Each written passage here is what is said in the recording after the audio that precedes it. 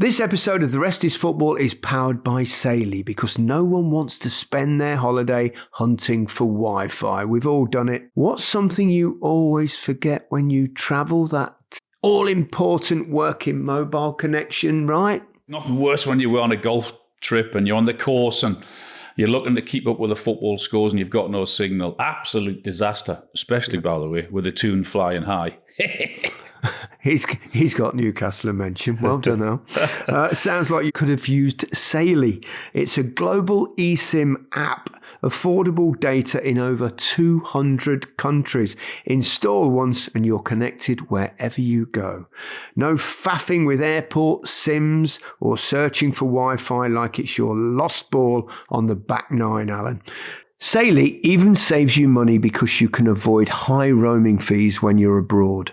To get an exclusive discount on Saily eSIMs, go to saily.com/restisfootball or click the link in the episode description box.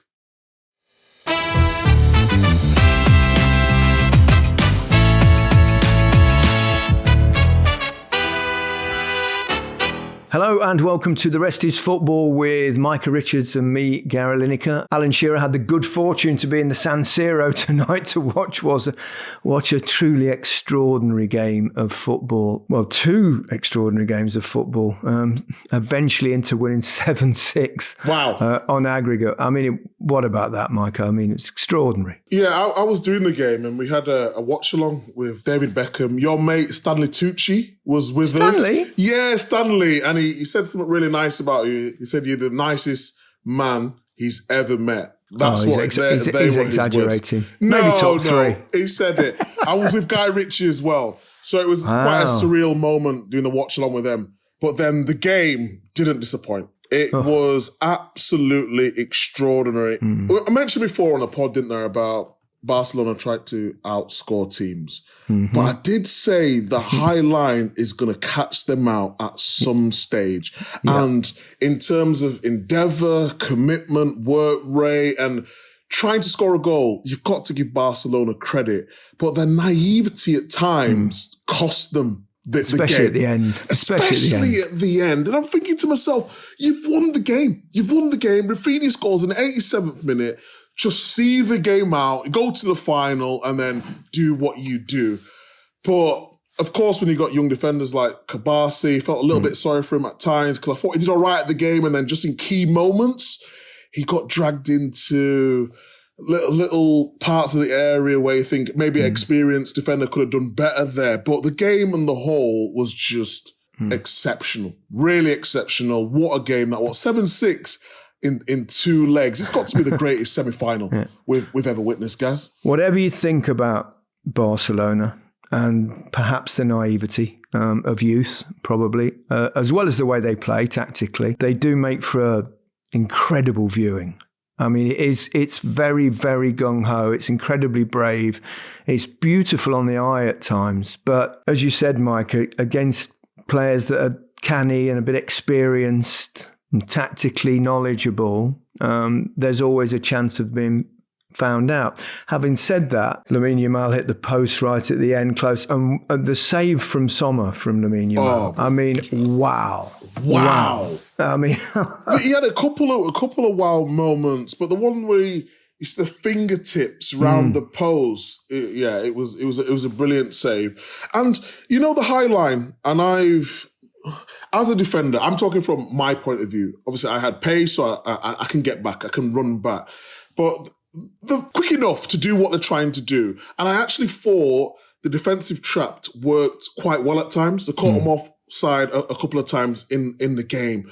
But for the first goal, Martinez, I think there was a really good moment in it where Inter Milan jumped, and when they pressed, they sort of left Lamine Yamal on his own. And I thought that was really brave of Inter to do. And if you go, and when DeMarco went and won the ball back, Barcelona were going to be exposed. And that's exactly what happened. And then, yes, you've got to score the goal. The second goal, I actually thought Kabasi, I think it was pretty harsh. I think if there's no VAR, that's just a normal tackle. Martinez was really clever in leaving his foot in there. It probably was the right decision. You got to give the referees a bit of credit and VAR a bit of credit. But I didn't like to see it, I just thought it was one of them decisions that, on field, just leave it to the ref's call. Martinez just got his foot in between Kabasi and the ball, and he very clever. From first viewing, second viewing, third viewing, each time I thought, well, he's got the ball.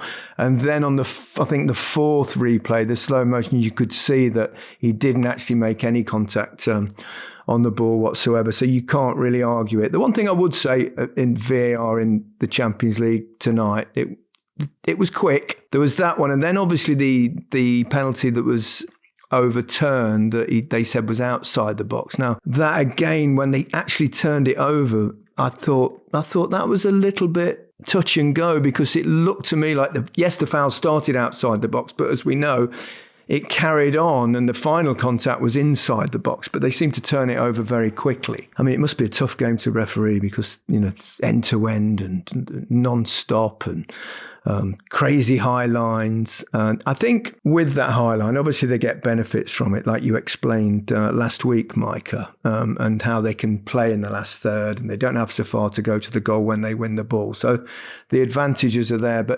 But sometimes, particularly at the end of the game, I mean, what was it, the 95th minute, you've come from 2 behind, you're 3-2 up, and they've left 3 against 3 at the back and still played really high. And you just thought, oh no, what you do. I was thinking that before they actually scored the goal.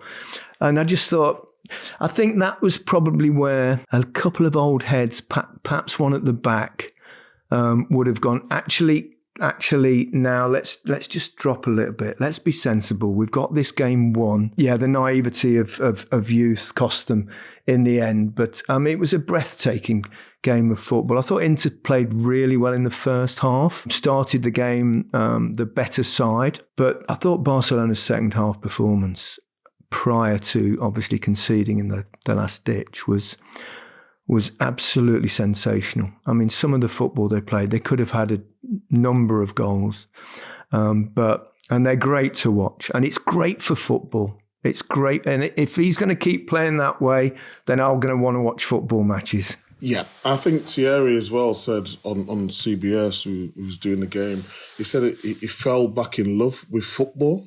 I think football's become too robotic at times. But Barcelona are a great watch. I think Eric Garcia, obviously, was at Manchester City to cushion that goal. And he meant to put it exactly in the top corner, because you can go with a different technique where you can sort of snatch at it, or you can go with the sort of outside of the foot and try swerve it. But the way he just guided it into the top corner, I thought he played well offensively, and Olmo gets his goal.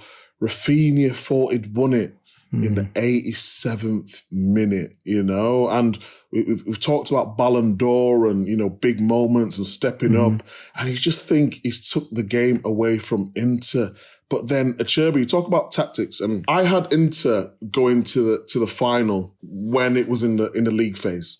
And the reason I had them is because of the rotations that they have, where if you watch how they play, and we talked about this a little bit before with Man United, and you can play that way, but you got to have defenders who are brave and who are aggressive. So if you watch the way Acerbi plays and Bastoni, our mate from the Euros, Bastoni. Your friend. Yeah, yes, my mate Bastoni. Is he still DMing you? Yeah, he's still DMing me. He DM'd me after I bet he the game. will tonight. Of course he will. And Bisek. So how they set up in a free.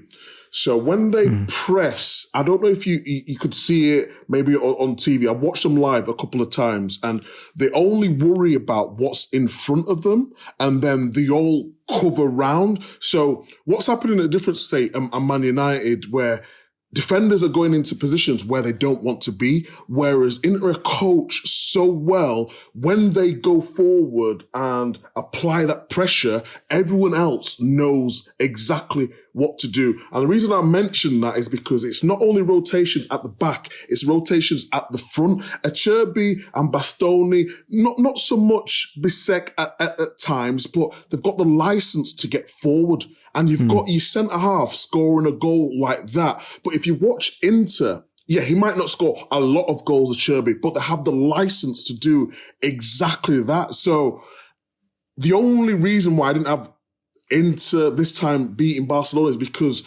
the last few games have not been the Inter we've seen earlier on in the season, but they've still got a system which works for them and it allowed them to get that goal to bring them back in the game. They're clearly very well coached by Inzaghi, no question about that. Him on the touchline, the whole game was right there with his mannerisms and his passion, and he was like a drowned rat at the end, wasn't he, in his suit, and he was completely soaked.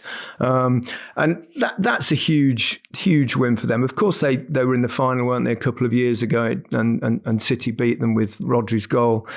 So this will be an opportunity for them, whether it be PSG, Arsenal, who obviously play later tonight, and that'll be, well, that could, we don't quite know what's going to happen there. Obviously, PSG go into the game as strong favourites with that 1-goal lead and playing home advantage, but Inter will take some beating because, like you say, they're so well coached. They have a structure. They have a way of playing that they all understand. Correct. That's exactly that. And I think someone who's it embodies exactly what they try to do is Denzel Dumfries. I think great legs he had. We saw him. I remember we was doing the Euros for the BBC, and we was like, "Wow, he's playing for the Netherlands, and he's playing the right back position. He should be playing for Scotland, shouldn't he, with a name like that?" He should be, yeah.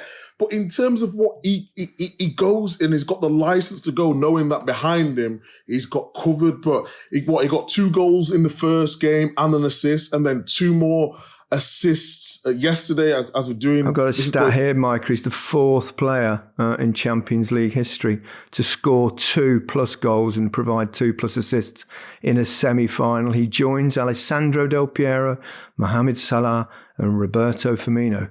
Good company, and he's a fullback. It's really good company, but it's not just the fact that he's got energy and he's got quality going. And I showed some clips before we did the show tonight in terms of his football intelligence and his brain. So when you watch him, he holds his run to perfection because he's quick, but he's not the quickest you've ever seen, but it's his timing of his run. And when Barcelona got that high line, it was perfect for him. They did the matchup today, and I said that Dumfries is the one to get into out on that transition, and it was exactly the case. And yeah, he scored goals from set pieces in the first leg, but in terms of what he did tactically, and it goes all the way with real quality, he was a real standout again. Yeah, with that high line as well, if you can get deep runners, they're not going to be offside, and they've got that momentum of running forward, and it really gives them a massive advantage. Let's talk about some of the individual performances after we take a short break.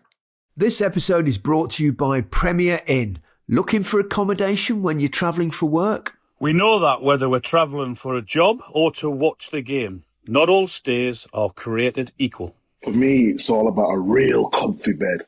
You've got to make sure you've got a good night's sleep so you're ready to go the next day. And that's where Premier Inn comes in. Whether it's their unlimited breakfast or super comfy beds, they have everything you need to get better sleep for your money. And with over 800 locations across the UK and Ireland, there's always one nearby. Book now at premierin.com. Welcome back to The Rest is Football with Micah Richards and me, Gary Lineker. We're discussing that monumental tie between Barcelona and Inter. Going on to some of the individual performances. So I'm starting with Sommer, actually, because, I've been impressed with him for a long time. He's 36. He made 7 saves, won player of the match, and made that extraordinary save from Lamine Yamal in the final moments. He cost just £6 million. Talk about a return on your investment. He paid that off in one game tonight. He's been absolutely outstanding. And I think he was at Gladbach in Germany with Thuram. And he's always been a good, dependable goalkeeper. He plays for Switzerland, who we've covered at the Euros many times. And he always makes good saves. I think he was always known for being good on the ball. And a modern-day goalkeeper needs to play out from the ball. But actually, he's a really good shot stopper as well. And he gets his moment now. For goalkeepers, you need that moment. And he got his moment tonight on the big stage against a great opposition who were full of confidence. But he was outstanding. You mentioned Dumfries already. Who else caught your eye in the game? I mean, there's so many great performances. You know who caught my eye a little bit today? And not particularly because he had a great performance, but DeMarco got subbed. I think it was around 60 minutes in the first leg. And I thought the manager would change it and put Augusto in. But he didn't. He stayed with him. He was more composed. I thought they dealt with Yamal a little bit better. I still think Yamal had really a really good game. But in terms of the numbers getting across, and Inzaghi said in the first game that he had to put 3 men on Yamal. That's how good he was. But I thought they nullified the threat a little bit better, and then obviously he got subbed. I thought Çalhanoğlu, in terms of the composure, taking the penalty at a crucial moment, took it really well. And I actually thought Thuram played really well in terms of holding the line. What's good tactically about that game is, you mentioned the high line, but what they do or Inter did tonight is Barca would mark the number 9, and the number 9 would drop, whether it would be Thuram at times or Martinez at times, would drop, and then Barcelona would hold that line that gave space for his partner to run in behind, whether it be centrally, whether it be out wide or with the wing backs, so DeMarco or Dumfries. I just thought tactically watching it, it was a great game to watch, so many goals, but I think they were brave, they were patient at times, but then when they had to hit Barcelona on transition, I thought they got it spot on. From Barcelona perspective, I mean, Pedri's he's a wonderful footballer, isn't he, Pedri? I mean, is he the best midfield player in world football at the moment? On form, he's up there, isn't he? On form, I would say yes, because his passing range, his awareness on the field, but also his work rate. And I mentioned it last week. It works. He goes up and down and he stops attacks and he's so composed. He's back to his best. And yeah, for a young player who's got so much pressure on them, he had his injuries. Was he going to come back the same player? He's come back even better. He's a lot more mature now. And yeah, I think in terms of right now, he's playing the best football of his life. Yeah, we said it before, but Spain are going to take some beating in the World Cup next summer with the players that they've got, and incredible amount of talent. Everyone's obsessed these days, of course, with the Ballon d'Or, and this, as you mentioned before, this game will have an effect on that, because there tends to be a bit of an obsession about who wins the Champions League, or there's no obviously major international tournament in the summer. I should say men's football. Yeah, Rafinha, when he thought he'd scored the winning goal, he must have been going. I mean, he wouldn't have been thinking about the Ballon d'Or at that moment. He'd been thinking about winning the Champions League. But did you see him when the final whistle of normal time? No, we didn't see the pictures. He was the one player that collapsed to the ground and held his head. And I just thought to myself, he's thinking he's the hero again, the winning goal. And then it all goes wrong for him. But who gets it then, Gaz? Well, I mean, it's still too early to say, obviously, because this is done for the end of the end of the year. So I suppose it does depend who wins the Champions League. If PSG go on to win the Champions League, you'd have to say Dembélé will have an excellent chance of winning it. I mean, it doesn't mean to say you rule out Lamine Yamal or Rafinha, because they'll probably do the double. They've already won the Copa del Rey. They're looking very good for La Liga. Yes, they've got a Clásico coming up, but they've got a 4-point gap, so they should be able to hang on, even if they lose that game. I think it's made it. I've probably brought one or two more players into the equation, possibly even Mohamed Salah. What he's done this season definitely has to be in contention. It's tough to call at the moment, so we'll have to wait and see. Somebody might sparkle in the Champions League final and blow us all away. We'll have to wait and see. Yeah, I think you summed it up pretty well. It's always a difficult one to really predict and how it's scored and how it's rated. Is it just the Champions League? Is it league? If it was just the best player, which is, I mean, it would probably be either Rafinha or Lamine Yamal this season. But it's not. It also counts what you've won. But you know what? I think this has been a great. I think the league phase has been brilliant. I think the games have been really good. I thought the quarterfinals have been excellent. The semis, I mean, I hope there's going to be a great game tonight between PSG and Arsenal as well.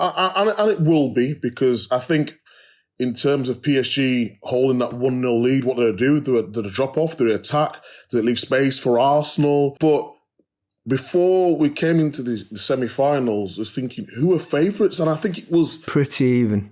Yeah, it was split, wasn't it? It could have gone either way, and then you're looking at individual brilliance, individual moments. Would it be Rafinha? Would it be Lamine Yamal? Then he mentioned Dembele. But even Inter, as a team, they've shown over 2 legs that they can score loads of goals. When you know you can score goals, you've always got a chance, They're not just relying on their defensive capabilities. Before we go, let's... what do you think? Can Arsenal do it? I think it's different this time round because Thomas Partey is back. You see Declan Rice against Bournemouth in terms of him being released further up the pitch. I really believe that it's going to be an open game because Arsenal now have not got nothing to lose, but they can't go all gung-ho in the first 20 minutes thinking they have to win it. Keep it tight. Arsenal, I believe, are a very good side when they're in transition, are in that low block, and then when they go with numbers. Declan Rice release. I think the biggest question mark for me is how they're going to set up. I think the back four picks itself. It's probably going to go with Partey, Rice and Odegaard, even though Odegaard's form has been in and out, even though he got the assist for Rice at the weekend.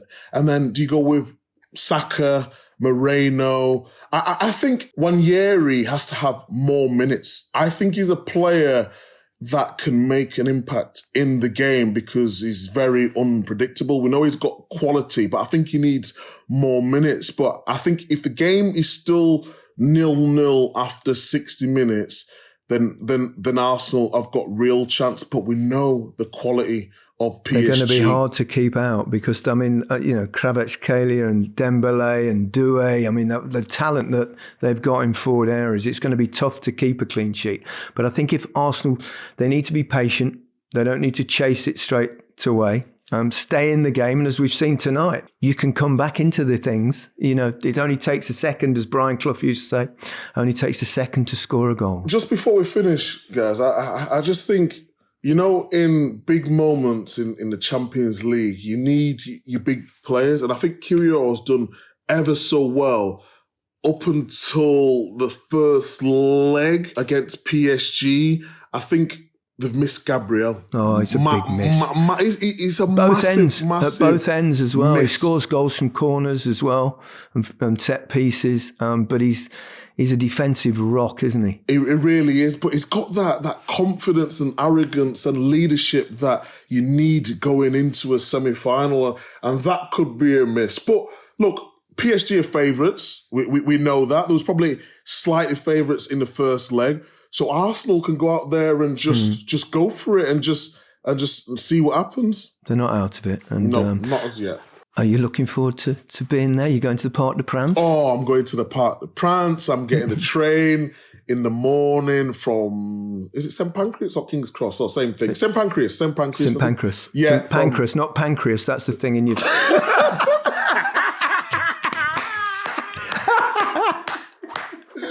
St. Pancras, I'm going there. I had a gut feeling you were going to say that. Honestly, I can't wait. Whatever the result, to go to the Parc des Princes, just to be there and witness PSG, Arsenal with some really exciting players. I can't wait. And we'll be watching Dembele. Sorry, I know you can't stomach any more of this.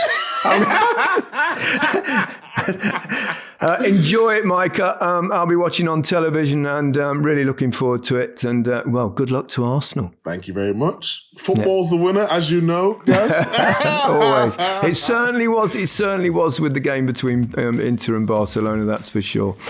So that's it. We'll be back to discuss the Arsenal PSG game later in the week. Goodbye from me. And goodbye from me. Have a good week.